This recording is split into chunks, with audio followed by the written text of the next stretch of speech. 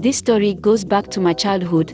My mom would always pack our clothes in a Ghana must go bag when we are about to travel, and I would always ask mommy, why is this bag called a Ghana must go? Well, my mom never gave any specific answer. I guess she didn't know either. So in my adult years I got interested, and after a couple of research I would tell you a story you have never heard before. Before the end of this video, you would get to understand why some Ghanaians hate Nigerians. Ghanaians hate Nigeria.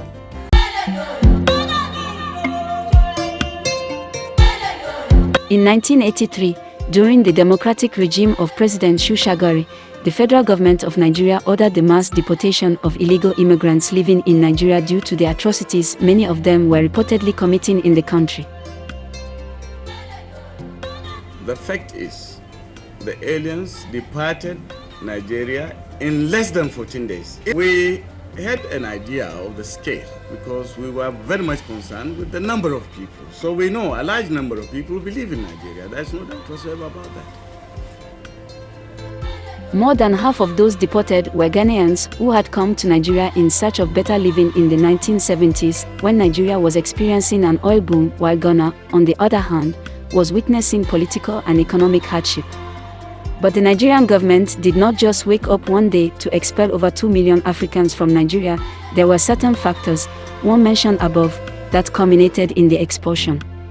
Nigeria and Ghana are good allies and have been maintaining their relationship before independence till today. Do you regret the fact that at least 10 people are known to have died during that exodus? Their death will have nothing, and I submit it to you, has nothing to do with the quit order. Death could happen at any given time. But this friendship was threatened in the 1980s during the regime of the Ghanaian head of state, Flight Lieutenant Jerry J. Rawlings, and the Nigerian president, Alhaji Shagari.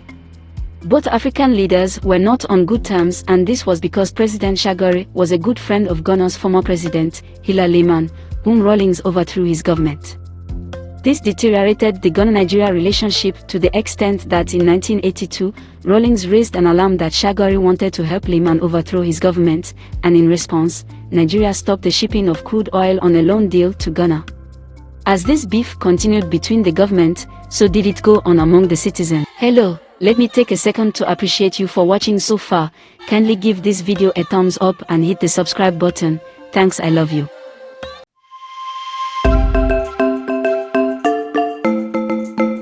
The foreigners in Nigeria were seriously threatening the peace of the country, and Nigerians were not ready to take that. The situation began heating up in 1980 when a Cameroonian expatriate named Muhammad Marwa alias Metastin spearheaded a religious uprising, Metastin Uprising of 1980, that led to the death of many people. Metastin was an illegal immigrant like many of his followers who were from Burkina Faso, Niger, and Cameroon. This uprising is considered the second most tragic event in Nigeria after the Biafran War. It should also be noted that there had existed an old wound in the Nigeria-Ghana relationship back in 1969 when the Ghanaian government affected the aliens compliance order. Nigerians and other African immigrants were deported on the claim that Ghana was in recession.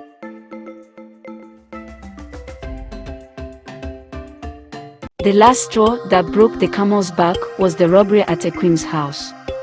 Alexander Ekwim, the then Nigerian vice president, was robbed by a group of armed robbers which consisted mainly of expatriates. When the robbers were caught by the police, it was discovered that 2 of them were Ghanaian. This sent the whole of Nigeria crazy. The instant action was taken by the Nigerian government and the Ministry of Internal Affairs. On the 17th of January, 1983, the Nigerian Minister of Internal Affairs, Alhaji Ali Baba, announced the immediate expulsion of all illegal immigrants in Nigeria within 2 weeks. President Shagari also added in a statement, if they don't leave, they should be arrested and tried, and sent back to their homes. Illegal immigrants under normal circumstances should not be given any notice whatsoever. If you break a law, then you have to pay for it.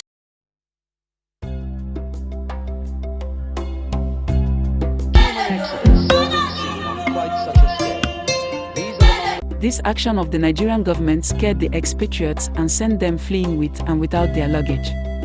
Those who could pack their belongings used the biggest of bags available, which happened to be the big bag, which is now called Ghana Must Go.